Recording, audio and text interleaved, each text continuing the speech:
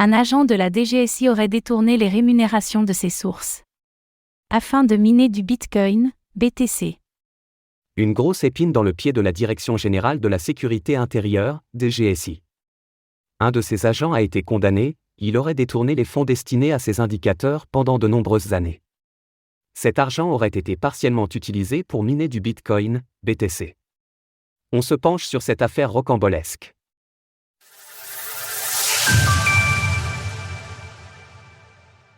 Un agent de la DGSI aurait détourné des fonds pour miner du Bitcoin. L'histoire vient d'être révélée par Mediapart et BFM TV, qui rapportent la condamnation datée de novembre 2022. Les faits remontent cependant à 2009, date à laquelle un brigadier de la DGSI aurait commencé à détourner des fonds. L'homme, aujourd'hui âgé de 52 ans, avait à sa disposition de l'argent destiné à rémunérer ses indicateurs. C'est-à-dire les sources utilisées dans le cadre de son travail au sein du service de renseignement. Sur une période de 7 ans, il aurait détourné à minima 92 000 € qui étaient mis à disposition par l'État pour son travail. Le brigadier rémunérait notamment des hackers qui infiltraient certains réseaux, en particulier des réseaux djihadistes. Il versait à ses sources une partie des sommes, et empochait une autre partie, selon l'une d'entre elles, qui a été contactée. Je touchais de petites sommes allant jusqu'à 2 000 €. Mais j'ai compris ensuite lors de mon audition par l'Inspection générale de la sécurité intérieure, IGSI, la police des polices de la DGSI, qu'il avait gardé une bonne partie de l'argent qui m'était destiné. D'anciens collègues du brigadier évoquent une somme totale détournée dépassant le million d'euros de fonds publics. Mais l'enquête n'a pas pu le confirmer, étant donné les procédures d'obfuscation utilisées par l'homme. Un compte bancaire avait été ouvert par l'agent, sur lequel il versait ses fonds.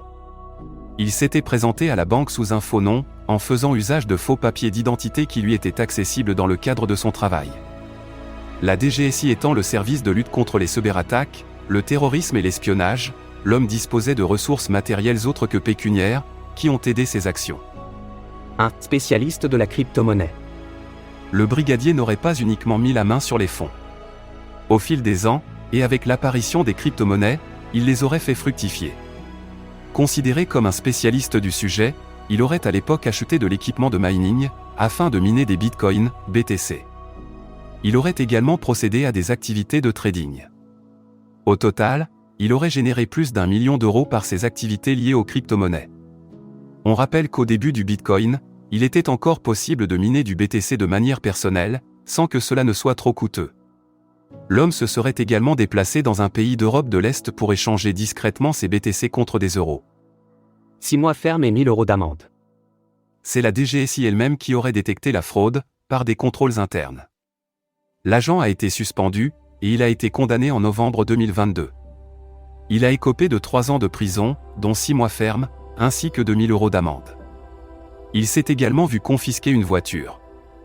L'homme a aussi été condamné à une interdiction d'exercer le métier de policier. Il travaillait au sein de la DGSI depuis près de 20 ans.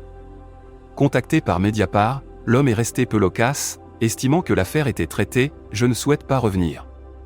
Sur une affaire qui a été définitivement jugée et qui par conséquent est close.